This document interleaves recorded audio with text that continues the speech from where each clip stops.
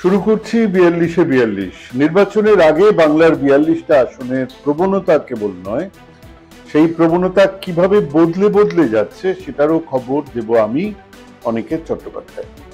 আজ বারাসাত। বারাসাতের নির্বাচনী ইতিহাসে কখনো কংগ্রেস জিতেছে, কখনো এই আসন গেছে কমিউনিস্টদের কাছে, কিন্তু এক বিরাট সময় ৭৭ থেকে ১৯৯৮ এখানে ফরওয়ার্ড ব্লক জিতেছে।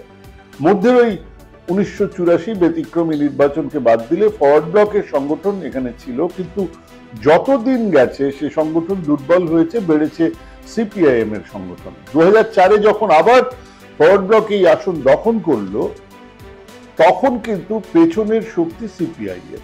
২০০৯ থেকে অবশ্যই এই আসন চলে গেছে তৃণমূলের কাকলি ঘোষ দস্তিদারের কাছে, এখনো তাই আছে। একটু ওই পালা বদলের হিসেবটা দেখে নিন। ১৯৯৮ আর ১৯৯৯ বারাসাতে জিতেছিলেন তৃণমূল কংগ্রেসের ডক্টর রণজিৎ পাঁজা। একবার ফরওয়ার্ড ব্লকের চিত্রা ঘোষকে হারিয়েছিলেন, পরের বার সরল দেবকে হারিয়েছিলেন। ৫০% ভোট পেয়েছিলেন ডক্টর পাঁজা। ২০০৪ ফরওয়ার্ড ব্লকের প্রার্থী সুব্রত বসু হারিয়ে দিলেন ডক্টর পাঁজাকে। ভোটের ব্যবধান বিরাট ছিল না, ১% হেরফেরে জিতে গেল ফরওয়ার্ড ব্লক। সেবারেই এই আসনের আসল দাবেদারি চলে গিয়েছিল সিপিআইএম এর কাছে। ২০০৯ এই আসনে সিপিআইএম থেকে বহিষ্কৃত ছাত্রনেতা সেন্ট্রাল কমিটির মেম্বার ব্রতিম সেনগুপ্ত বিজেপির হয়ে দাঁড়ালেন, পেয়েছিলেন মাত্র ৫% ভোট। ফরওয়ার্ড ব্লক ৩৯% আর তৃণমূলের কাকলি ঘোষ দস্তিদার ৫১% ভোট পেয়েছিলেন। পরের বারে গেলি গেলি হোকাস ফোকাস, নিজের জগতে দিব্য ছিলেন, রাজনীতিতে নামলেন জাদুকর পিসি সরকার। বিরাট হাওয়া ইত্যাদি ছিল, কিন্তু পেলেন ২৩% ভোট। ১৮% ভোট বাড়লো, ফরওয়ার্ড ব্লকের ১১% ভোট কমলো, পেল ২৭.৭৫% ভোট। আর তৃণমূলেরও ভোট কমলো ১০%, কাকলি ঘোষ দস্তিদার পেলেন ৪১% ভোট, কিন্তু জিতলেন। ২০১৯ বিজেপির প্রার্থী আবার বদলে গেল। পিসি সরকার রাজনীতির গলিতে বেমানান, সেটা বুঝেছিলেন। এবারে এলেন ডক্টর মৃণাল কান্তি দেবনাথ। অনেকে বলে এবারে পিসি সরকার থাকলে বিজেপি সম্ভবত এই আসনে জিতেও পারত, কিন্তু যাই হোক, বিজেপি অনেকটা ভোট ১৫% ভোট বাড়ালো, পেল ৩৮.৫৭% ভোট, কিন্তু তৃণমূলেরও ৫.০৮% ভোট বাড়লো। তৃণমূলের ভোট দাঁড়ালো ৪৬.৪৭%। এই ভোট পেয়ে জিতে গেলেন আবার সেই কাকলি ঘোষ দস্তিদার। আর ফরওয়ার্ড ব্লক ৮.৮৯% ভোট পেয়েছে।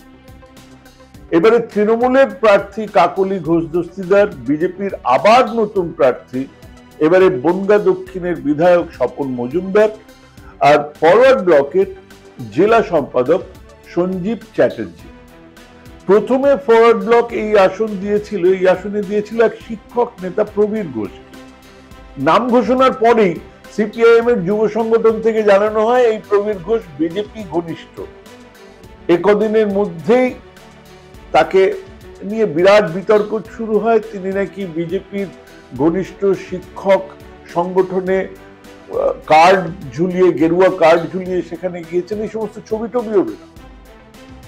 প্রার্থী তাকে সরিয়ে দেওয়া হয়, প্রার্থী করা হয় সঞ্জীব চ্যাটার্জিকে। বোঝাই যাচ্ছে তার মানে যে এই আসনের প্রস্তুতি কেমন ছিল।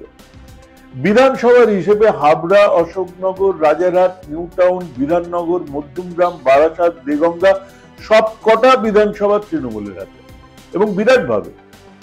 বিধানসভায় তৃণমূলের ভোট ছিল ৪৭.৩%, বিজেপির ৩২.৩%, আর বাম কংগ্রেসের মাত্র ৭%। বাম কংগ্রেসের ভোট সামান্য বাড়বে। হাবড়া আর রাজারহাট, নিউ টাউন এই অঞ্চলে বাম কংগ্রেসের ভোট খানিকটা বাড়বে। আর বিজেপির ভোট কিছুটা কমতে পারে, ক্যান্ডিডেট নিয়ে দলের ভিতরে ঝামেলা আছে। তাই এই আসন তৃণমূলের সেফ সিট, এখান থেকে জিতে যাবেন ডক্টর কাকলি ঘোষ দস্তিদার। নমস্কার।